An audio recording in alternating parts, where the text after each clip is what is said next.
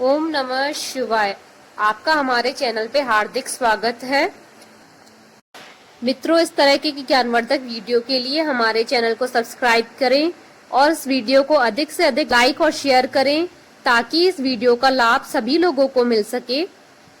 मित्रों, इस बार 1 अगस्त को शनि प्रदोष व्रत है जो कि बेहद पुण्यकारी है। सावन मास में इस व्रत का महत्व और भी दुगना हो जाता है। प्रदोष व्रत किसी भी दिन पड़े ये महत्वपूर्ण होता है, लेकिन शनिवार के दिन पड़ने वाला प्रदोष व्रत यानी शनि प्रदोष अत्यंत महत्वपूर्ण माना गया है। वहीं सावन महीने में पड़ने वाले शनि प्रदोष का मान और भी बढ़ जाता है।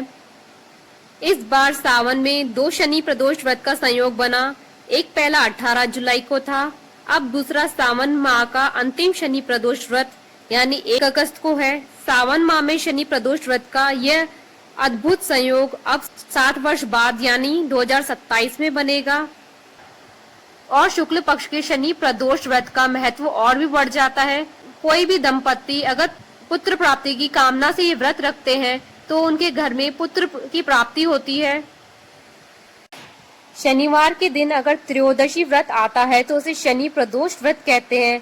इस बार सावन में यह संयोग मिलना बहुत ही पुण्यकारी माना गया है। इस व्रत को रखने से शनि से जुड़े सभी दोष दूर हो जाते हैं और भगवान शिव की कृपा भी मिलती है। इस एक व्रत से दोनों देवताओं से आशीर्वाद प्राप्त होते हैं। शनि प्रदोष व्रत उन लोगों के लिए और भी लाभकारी है जो शनि की महादशा या साढ़े साती से जूझ रहे हैं। सावन माह में आया यह संयोग अब 7 साल बाद 2027 में फिर बनेगा, इसलिए इस दिन व्रत और पूजा करने के अवसर को बिल्कुल न गंवाएं। भगवान शिव शनि देव के आराध्य गुरु माने गए हैं, इसलिए इस दिन का महत्व और भी बढ़ जाता है।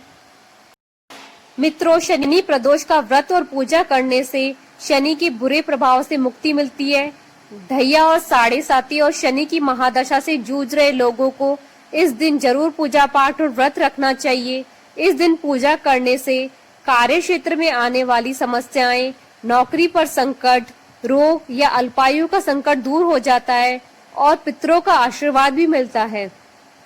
इस पूजा से सहस्त्र गोदान का पुण्य प्राप्त होता है और संतान की प्राप्ति भी होती है।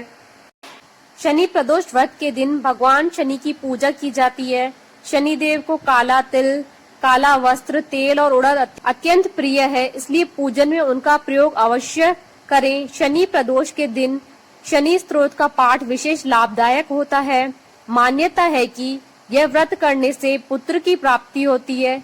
इसके अलावा अगर इस दिन शनि देव से संबंधित कुछ विशेष उपाय किए जाएं तो दुर्भाग्य भी दूर हो जाता है। मान्यता है कि यह व्रत अगर कोई स्त्री करती है तो उसकी हर मनोकामना पूरी हो जाती है।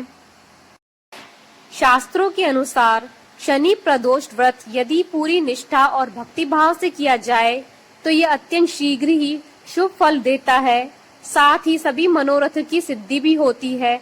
मान्यता है कि इस व्रत को करने से जीवन के सभी कष्ट दूर होते हैं, लेकिन ध्यान रखें कि व्रत के दौरान मन में किसी के भी प्रति ईर्ष्या और द्वेष की भावना न रखें।